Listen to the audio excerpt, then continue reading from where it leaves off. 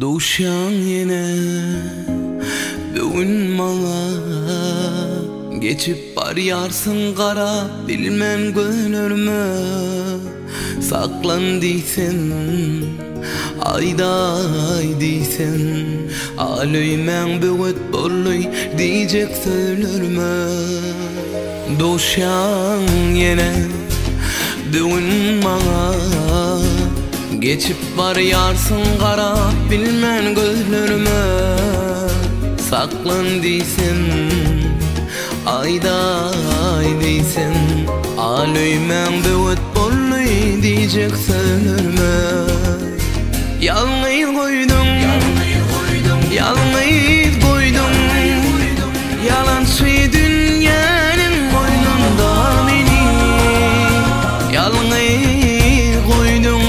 yalnız koydum yanlardan sana bağlanacağım ömrümü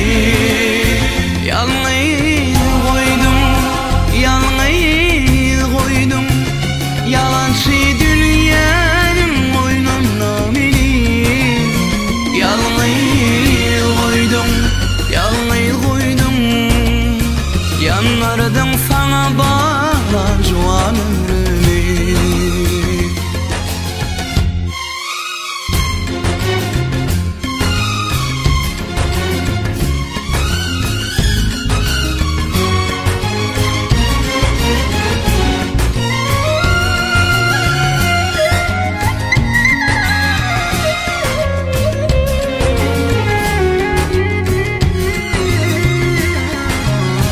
Akvalımdan, öz yarımdan Üdürüp özüge gidin bir vefam söyley Men halımdan, akvalımdan Bir haber algıydinni ödüm oylanay Akvalımdan, öz yarımdan Üdürüp özüge gidin bir vefam söyley Men halımdan, akvalımdan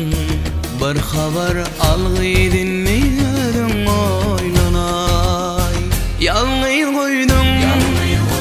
yalnız